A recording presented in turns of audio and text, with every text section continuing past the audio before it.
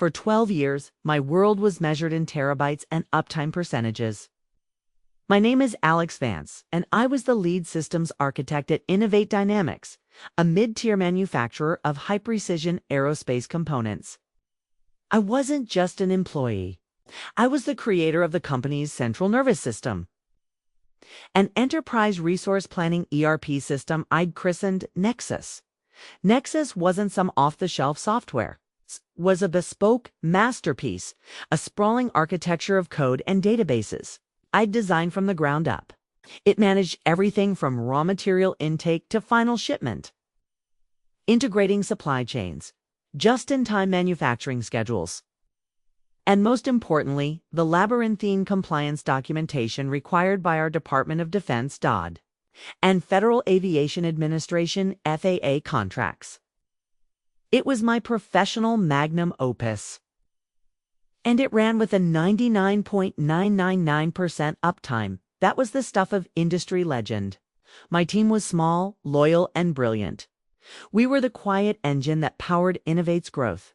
The culture under CEO Robert Henderson was one of mutual respect. He was an old-school engineer who understood that the company's real assets weren't on the balance sheet. They were in the institutional knowledge of people like me. When our long-serving COO, Frank, announced his retirement, we threw him a party filled with genuine well-wishes. We had no idea a fox was about to be put in charge of the henhouse. His name was Marcus Thorne. Thorne arrived with a predatory smile, a Rolodex of vapid corporate buzzwords, and an MBA from a school that clearly taught that employees were liabilities to be mitigated. He had the unnerving polish of a man who had never done a day of actual work in his life, but was supremely skilled at taking credit for the work of others. He walked through our departments with the air of a colonizer assessing newly acquired territory. His gaze fell on Nexus almost immediately. During his introductory tour of the IT department, he stood before my primary server bank, arms crossed. "So, this is it," he said, his tone dripping with condescension. "The famous homegrown system. It's the most reliable asset this company has," I replied, keeping my voice even. "It's custom-tailored to our specific workflows and compliance needs. The annual cost of maintenance is less than the licensing fees for one module of a commercial suite like Oracle or SAP." Thorne just smirked. "But it's a black box, isn't it, Mr. Vance? Dependent on you and your little team. What happens if you get hit by a bus? There's extensive documentation and a clear succession plan," I said coolly. "My number 2, Lena, could run it in her sleep." He waved a dismissive hand. "The future is in standardized, cloud-based solutions.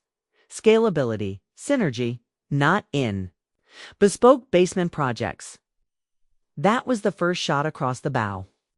Over the next 2 months, he waged a subtle war against me. He'd question my budget requests in executive meetings, forget to invite me to strategy sessions, and pepper my team with requests for pointless reports designed to distract and demoralize them. I saw the strategy for what it was. He was building a case. He needed a reason to kill my system, and by extension, my career at Innovate. The catalyst came on a Tuesday morning. I received an automated alert. A critical database server was unresponsive. This was unheard of. I was on the console in seconds, but my standard remote access credentials were being rejected. Access denied. A cold knot formed in my stomach. I called the Network Operations Center, but they told me a Priority 1 lockdown was in effect on that server rack. Ordered directly by Thorne. An hour later, I was summoned to the main conference room. The air was frigid. Henderson sat at the head of the table, looking grim. The entire executive team was there. And in the center, pacing like a conquering general, was Thorne. A large screen behind him displayed a single, damning slide in a garish font. "Critical system failure. The risk of legacy infrastructure." At 4:15 a.m. this morning, Thorne began, his voice ringing with false gravity. "The Nexus system suffered a catastrophic failure. A core database controlling our entire procurement and inventory pipeline crashed. For 3 hours, our production line was blind. He was lying. Could feel it in my bones. A failure like that would have triggered a dozen redundant alarms on my personal phone. My system was designed to fail over to a hot backup in milliseconds. I had to make an executive decision to bypass Mr. Vance's convoluted protocols and have the network team perform a hard reboot, which eventually brought the system back online. Thorne continued painting himself as the hero. This incident has cost us an estimated $1.2 million in lost productivity and potential contract penalties. It is a stark reminder of the danger of relying on an unsupported, undocumented, and fragile system. Every word was a poison dart. Undocumented? I had authored a 400-page technical manual. Fragile. It had weathered power outages, hardware failures, and even a minor earthquake without a single byte of data loss. I tried to speak. Robert, that's not possible. The system has multiple redundancies. I wasn't even alerted. Thorne cut me off. Precisely. Your alert systems failed too. This isn't about blame, Alex, he said, using my first name with sickening familiarity. It's about safeguarding the future of this company.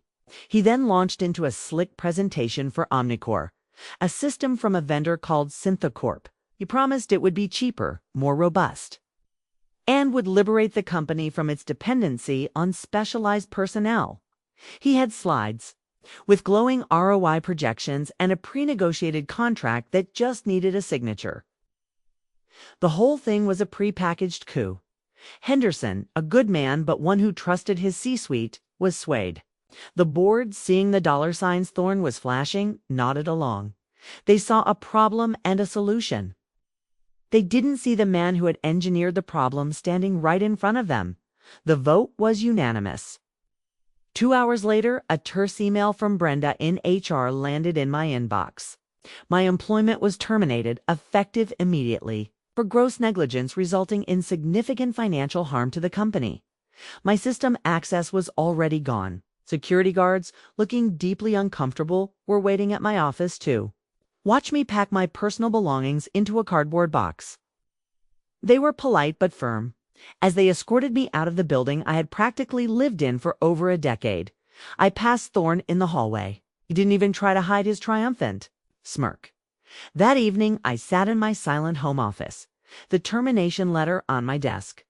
They offered 2-week severance in exchange for signing an NDA that would have forbidden me from ever breathing the word Nexus again.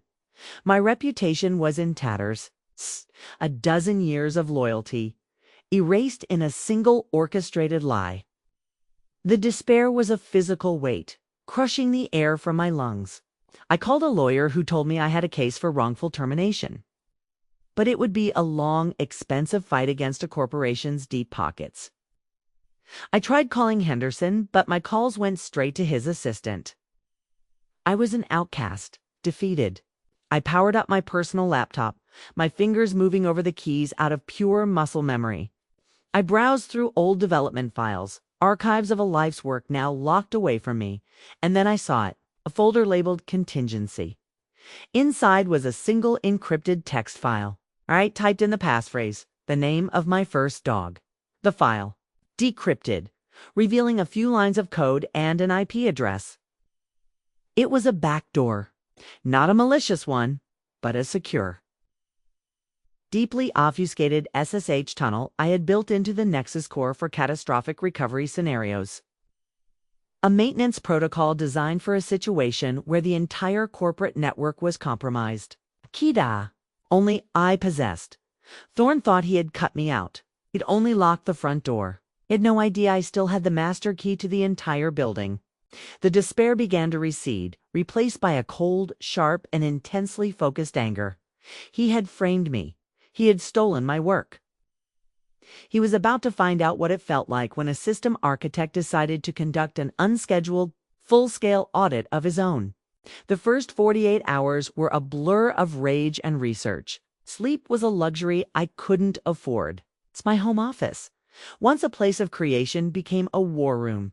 The initial connection through my contingency backdoor was terrifying and exhilarating.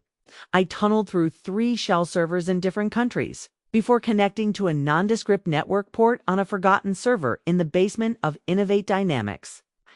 I was in. I was a ghost in my own machine. I set my access to read-only, covering my tracks with layers of obfuscation. I was a digital phantom, watching the lifeblood of the company pulse through the pathways I had created. The first thing I did was pull the logs for the day of the catastrophic failure. The truth was even more cynical than I'd imagined. Nexus hadn't failed at all. The logs were pristine. At 4:13 a.m., 2 minutes before the alleged crash, a single command was executed from a high-privilege administrative account, Thorne's newly created account. The command didn't shut down a database. It throttled a specific network switch connecting the primary procurement database to the application servers. He had choked it, starved it of bandwidth, simulating a crash without actually harming the data. Then, at 7 a.m., a second command reversed it. He had manufactured the entire crisis. The $1.2 million in damages was a complete fabrication. My blood boiled. This wasn't just corporate maneuvering. It was deliberate, calculated fraud. But I needed more than server logs. I needed human intelligence. I reached out to the one person I knew I could trust, Lena Petrova, my former second-in-command. She was a brilliant data analyst I'd mentored. Since she was an intern, when I called her on a secure line, she was hesitant, terrified of losing her job. "Alex, they're watching everything," she whispered. "Thorne's people are everywhere. They're pulling all our documentation, our emails." "I'm not asking you to do anything risky, Lena," I said calmly. "Just be my eyes and ears. I need performance. Metrics, internal chatter. Anything about the Omnicore migration? Loyalty won out over fear. 'Kay, Alex? For you. They're already calling Nexus a ticking time bomb. They're treating us like we're idiots who got lucky for a decade." The next day, she started sending me encrypted files through a dead drop cloud account. The picture grew darker. Thorne was pushing the Omnicore migration at a reckless pace. He'd fired 2 senior members of my old team who had raised concerns about data integrity. He was silencing all dissent. My own investigation into Thorne and Synthecorp became an obsession. Late-night searches through public records, SEC filings, and archived news articles painted a grim pattern. Thorne had been a coup at 2 other companies before Innovate. At both, he had championed and implemented Synthecorp's Omnicore system. And within a year of each implementation, both companies had suffered massive reputation-destroying data breaches, followed by quiet SEC penalties for compliance violations. Thorne had left both companies just before the scandals hit, walking away with a hefty severance package each time it was a playbook. He was a corporate parasite, gutting a company's reliable systems, installing a cheap and insecure replacement from a crony vendor, taking a kickback, and getting out before the whole thing imploded. The kickback. That was the linchpin. I started digging into Synthecorp's financials. They were a privately held company, so it was difficult. But their parent company, a larger tech conglomerate, was public. I spent a whole night sifting through their quarterly reports. It was like looking for a single grain of black sand on a vast beach. Then I found it. It's a footnote in an appendix of an appendix. A list of special consulting fees. One of the recipients was a small, innocuous-sounding LLC, Azure Horizon Partners. A quick search of public business registries revealed Azure Horizon Partners was a shell corporation. The sole registered agent, a woman named Evelyn Thorne, Marcus Thorne's wife. The payments were substantial. 7 figures, paid out 3 months after each of the previous Omnicore deals Thorne had brokered. I had him. This was wire fraud, clear as day. But it was circumstantial evidence from past deals. To nail him to the wall at Innovate, I needed proof of a current transaction. I needed to know if Azure Horizon Partners had received a payment from Synthecorp since the Innovate deal was signed. That information wasn't public. It was buried in private banking records. My digital snooping, however, hadn't gone unnoticed. As I was probing the outer layers of Innovate's financial servers one night, I saw a new process running. IT_audit_probe.exe. Someone was sweeping the network, looking for unauthorized access. My ghost was about to be spotted. I killed my connection instantly, my heart hammering in my chest. Thorne's new IT security chief, a sycophant he'd brought with him, was more competent than I'd given him credit for. My backdoor was still secure, but I couldn't risk using it so aggressively. I had to pull back, be more patient. The walls were closing in. Frustrated, I reviewed the files Lena had sent.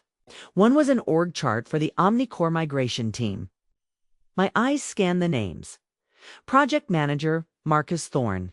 Technical Lead, a Synthocorp contractor. And then a name that made me pause. Procurement Integration Lead, David Chen. I knew David.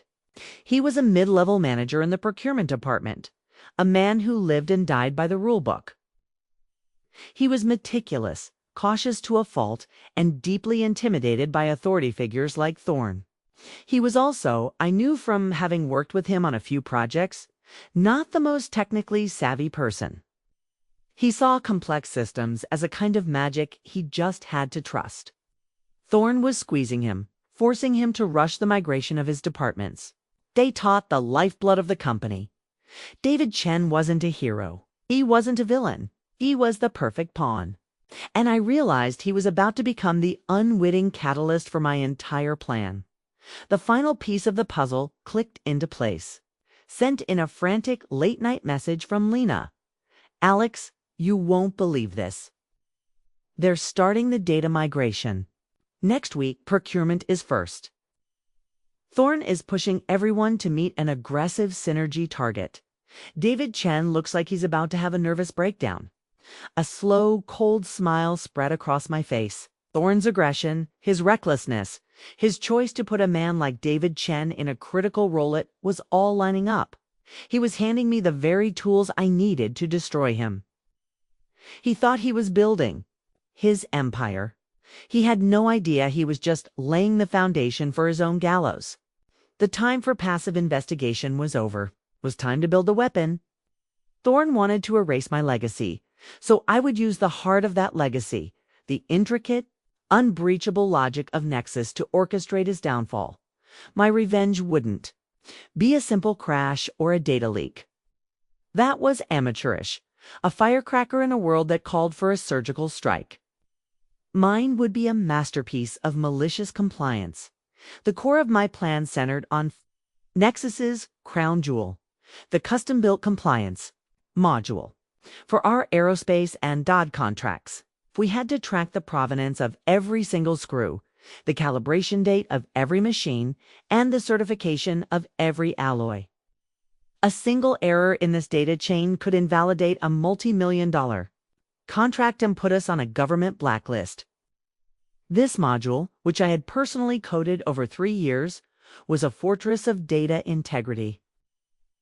It cross-referenced thousands of data points to create auditable reports that were the bedrock of our business.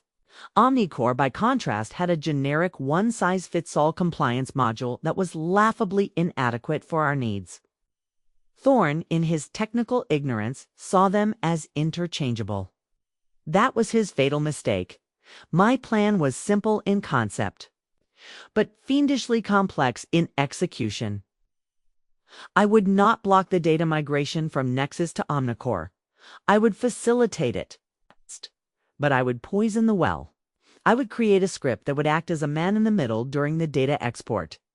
It would intercept the data stream, subtly alter critical compliance data in ways that were mathematically invisible, and then pass the corrupted data to the Omnicore import tool. For instance, material certification date of April 15, 2025 might be changed to April 18, 2025. A specific batch number for a titanium alloy, T788B1, would become T788B2. Crucially, My script would recalculate all the associated checksums and validation hashes. So to the Omnicore system, the corrupted data would look perfectly valid. The new system would ingest terabytes of this poisoned information, building its entire foundation on a bed of lies. Nexus, the old system, would remain a read-only, pristine archive of the truth. Thorne would be proudly holding the keys to a gleaming new house that was unbeknownst to him. Riddled with terminal cancer, I spent 3 sleepless nights writing the script. I named it Janus.Shay, after the two-faced Roman god of beginnings and endings. It was the most elegant, most dangerous piece of code I had ever written. While I finalized the script, I decided to deal with a secondary target, Brenda, the HR bulldog, who had so coldly processed my termination, was a minor but irritating obstacle. I knew for a fact that she policed employee expense reports with the zeal of a grand inquisitor. During my time as a ghost in the system, I'd taken a quick peek at her corporate credit card statements. It was a treasure trove of abuses: business lunches at Michelin-star restaurants on weekends, office supplies from high-end boutiques, travel expenses that coincided with holidays. Using an anonymous email service and a VPN, I drafted a polite, detailed tip to the head of the internal audit department, complete with dates, amounts, and vendor names. It was a simple distraction, a way to sow a little chaos and remove a Thorne loyalist from the board. 2 weeks later, Lena confirmed Brenda had been quietly let go for policy violations. One pawn was off the board now. For the main event, I needed to get my Janus script onto the right server and have it triggered by the right person. That person was David Chen. I couldn't risk contacting him directly. Social engineering was the key. I registered a domain, innovate-legacy-support.com, an address that looked official enough to pass a cursory glance. I created an email address, support@innovate-legacy-support.com. Then I drafted the email. It was a masterpiece of corporate jargon, designed to appeal to David's procedural mindset and prey on his technical insecurity. Subject: urgent pre-migration. Data Integrity Protocol for Nexus Procurement Module 2. David.Chen@innovatedynamics.com from Nexus Legacy Support. David, it's part of the transition to the Omnicore platform. This is a notification of a mandatory data integrity verification step to ensure a clean export of the historical procurement data from the legacy Nexus system. The initial data pull must be executed from a designated secure terminal. Using any other export method may result in hash mismatches and data fragmentation, requiring a full manual reconciliation. Post-migration, please ensure the migration technician on your team initiates the export process from terminal ID T1138 in the sub-basement server room. This terminal is configured with the necessary verification algorithms to interface directly with the Nexus archival core. Failure to follow this protocol will result in a procedural non-compliance flag on the migration audit log. Thank you, Nexus. Legacy System Support Terminal T1138 didn't have any special algorithms. It was an old, forgotten machine that almost no one ever used. But I knew it was still connected to the network, and because it was so obscure, it wasn't monitored by Thorne's new security team. Using my backdoor, I had already gained full administrative control over it and staged my Janus script, setting it to execute automatically the moment a data export command targeting. The procurement database was initiated. I hit send. The trap was laid. All David Chen had to do was what he always did: follow the rules. The wait was agonizing. For 24 hours, there was silence. I started to second-guess myself. Was the email too obvious? Would their IT team flag the domain? Did I misread David entirely? I sat in my darkened office, endlessly refreshing the logs on terminal T1138, looking for any sign of activity. Then, at 3:15 p.m. on a Friday, an email notification popped up on my screen. It was a reply from David Chen, automatically forwarded from the support address I'd created. My heart leaped into my throat. The message was brief and to the point. Thank you for the notification. I've instructed the Synthocorp tech to follow this protocol precisely. We'll be initiating the transfer tomorrow morning at 10 a.m. Appreciate the heads up. I leaned back in my chair, a wave of adrenaline washing over me. He took the bait. The nervous, rule-following, insecure middle manager was about to become the instrument of my revenge. Thorne's migration, his grand project to cement his power, was about to be irreversibly corrupted, and he would be celebrating the whole time. Saturday morning, 9:55 a.m., I was a general in a bunker, my 3 monitors displaying a triptych of impending doom. On the left, a live feed of the network traffic from terminal T1138 in the center. The log file where Janus Dodge would report its every move. On the right, an encrypted chat window with Lena. My heart hammered against my ribs, a frantic drumbeat counting down the seconds. At 10:02 a.m., the network monitor flickered. A connection was established. A Synthocorp technician following. David Chen's terrified instructions had logged into the terminal. My screen lit up with new lines of text as the export command was executed. 10 hours, 2 minutes, and 15 seconds. Export process initiated. Target, DB_procurement_master. 10 hours, 2 minutes, and 17 seconds. Janus activated. Intercepting data stream, ... I held my breath. For the next 2 hours, I watched my creation work. It was beautiful. Line by line, my script reported its silent surgical alterations. Intercepted material lot ID 78A4C. Changed to 78A4D. Recalculated checksum. Passed to export buffer. Intercepted compliance test date the 5th of November 2024. Changed to the 8th of November 2024. Recalculated. Passed to export buffer. Intercepted supplier ID 45901. Changed to 45911. Recalculated checksum. Passed to export buffer. It was a river of data, and I was poisoning it at the source. To Omnicore. Everything looked perfect. The file sizes matched. The hashes were valid. Thorne's new kingdom was being built on sand, and I was the only one who knew it. By noon, the migration of the procurement module was complete. The technician logged off. Phase 1 was a success. My original plan was to let this bad data lie dormant, a cancer that wouldn't be discovered for months. Long after Thorne had declared victory and cashed his check, then came the twist at 2:30 p.m. Lena's chat window flashed red. Lena, Alex, big problem.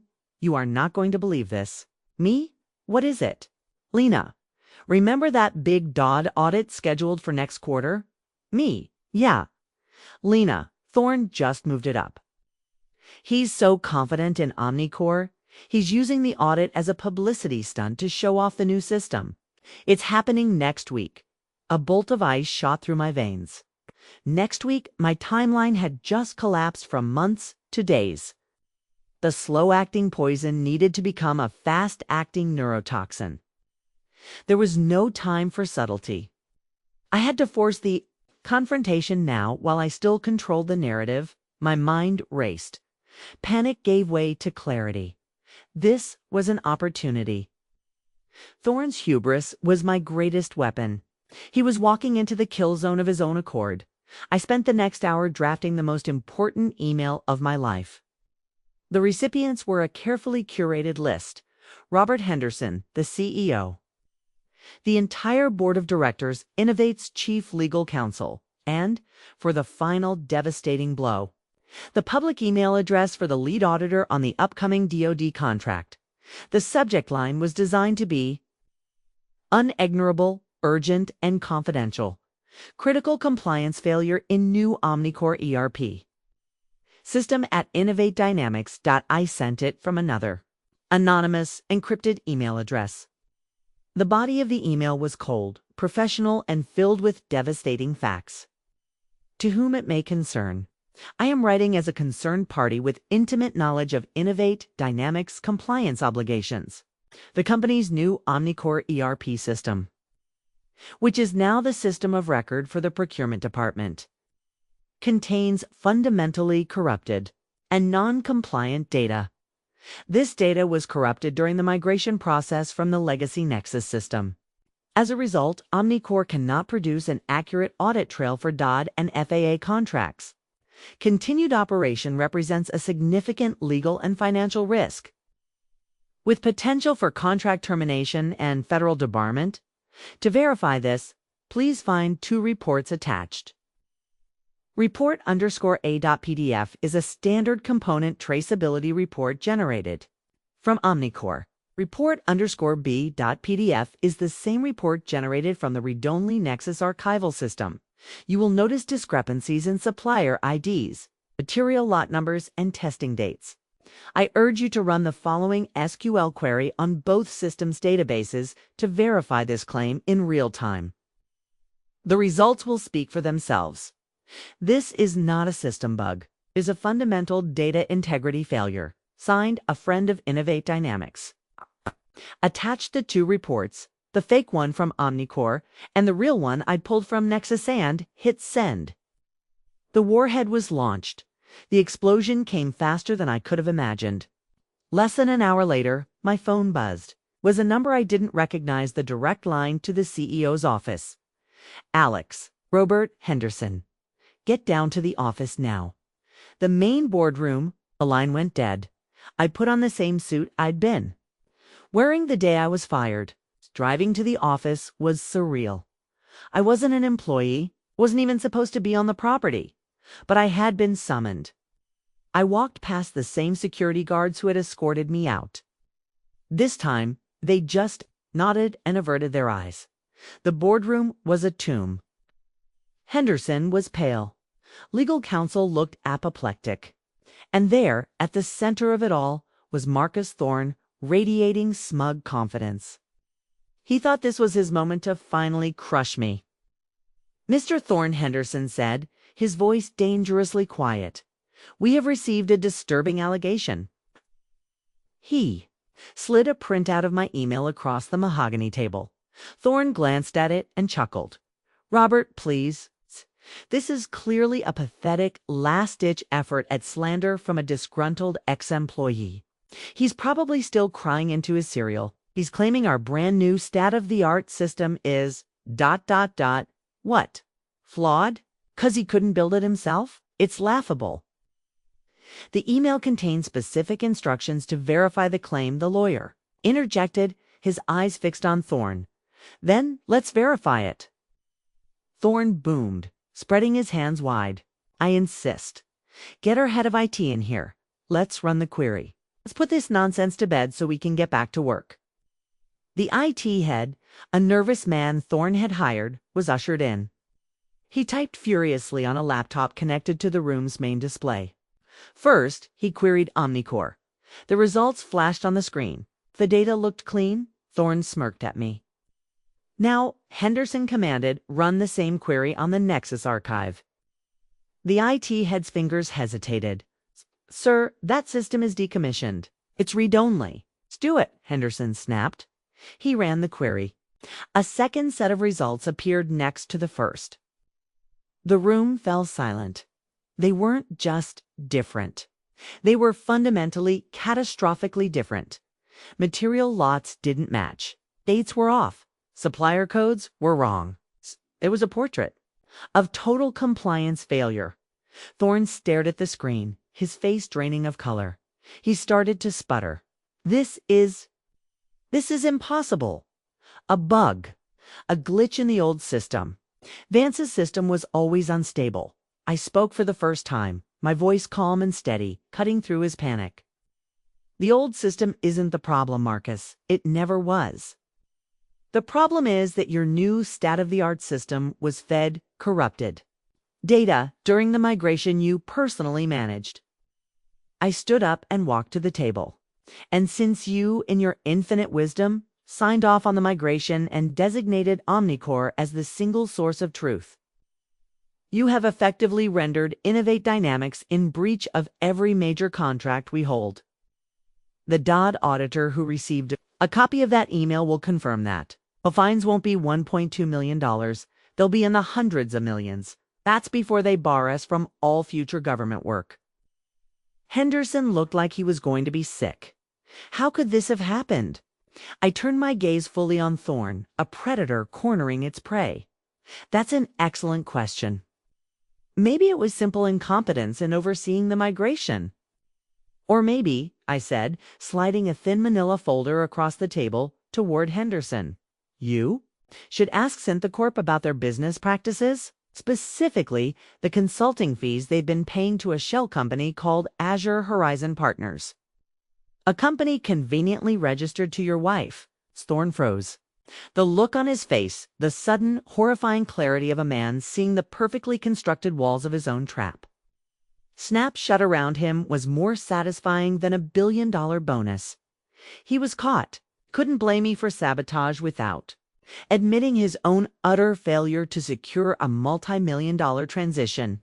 He couldn't deny the kickbacks. He was checkmated. Henderson opened the folder. His face, already pale, turned to stone. He looked up, not at Thorne, but at the head of security standing by the door. "Mr. Thorne's employment is terminated, Henderson," said his voice like cracking ice. "Escort him from the building. And someone get our lawyers on the line with the district attorney's office." Thorne didn't say a word. He just stared at me, his eyes hollow with the incandescent hatred of a defeated narcissist. As security took his arm, I gave him a small, polite nod. The system architect had completed his final diagnostic. The error had been found and purged. The fallout was a corporate tsunami. The DOD audit was brutal, but not fatal. My anonymous tip, coupled with the pristine data archived on Nexus, gave Innovate Dynamics the one thing they needed, a path to redemption. By immediately firing Thorne, launching a full-scale internal investigation, and self-reporting the fraud, Henderson and the board managed to avoid debarment. The fines were still astronomical, gutting the company's profits for the year. But the company itself would survive. The Omnicore contract was torn to shreds. Synthecorp, implicated in the kickback scheme and facing a massive lawsuit from Innovate, saw its parent company's stock plummet. Marcus Thorne, facing a litany of charges from wire fraud to corporate espionage, was learning that the justice system had far less appealing synergies than the corporate world. His assets were frozen, his reputation vaporized. Brenda, the former HR manager, was a footnote. Already forgotten. A week after the boardroom confrontation, I was summoned back to Henderson's office. The atmosphere was entirely different.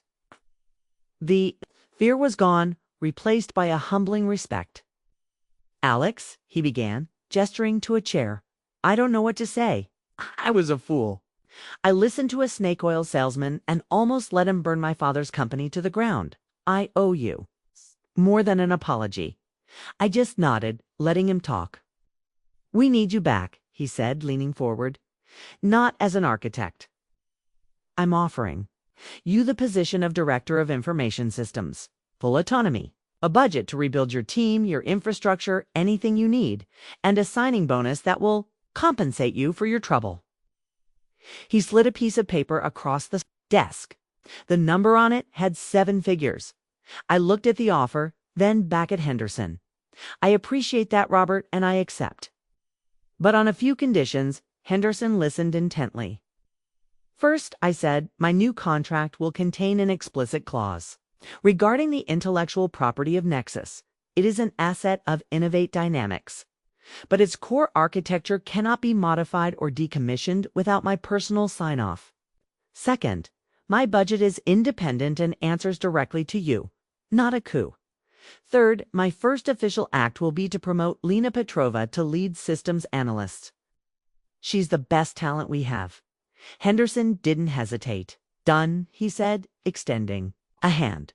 "Whatever you need. Welcome back, Alex."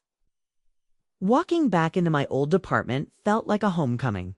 The few remaining members of my original team looked up as I entered, their faces breaking into wide, relieved smiles. The news had already spread. I was no longer the villain. I was the guy who had exposed the king. My old office was just as I'd left it, minus the cardboard box. I sat down in my chair, the worn leather groaning in familiar protest. A few minutes later, Lena appeared in the doorway, 2 mugs of coffee in her hands. She placed one on my desk. "Welcome back, boss," she said, a genuine warmth in her voice that erased the chill of the past few months. "Ready to clean up this mess?" I took a sip of the coffee. It had never tasted better. I looked at the server racks visible through my office window, the quiet, blinking green lights of Nexus. My creation. My fortress. We had both been betrayed and we had both survived. I did not feel like a hero. I had crossed ethical lines, manipulated people, and wielded my knowledge as a weapon. There was a cold, hard knot in my stomach that hadn't been there before. But when I looked at the faces of my team, when I thought about the company my father had respected, I knew I had made the right choice. Thorne and his kind operated in a world without rules, only leverage. For a brief, necessary moment, I had learned to speak their language. I had ensured the punishment was not just punitive, but poetic. Thorne was brought down by the very system he tried to destroy, his downfall logged and recorded with perfect, immutable precision. The work ahead was immense, but it was my work again. The satisfaction wasn't just in the victory, but in the vindication. My skills, my loyalty, my creation, they weren't liabilities. They were the company's greatest assets. And from now on, everyone knew it.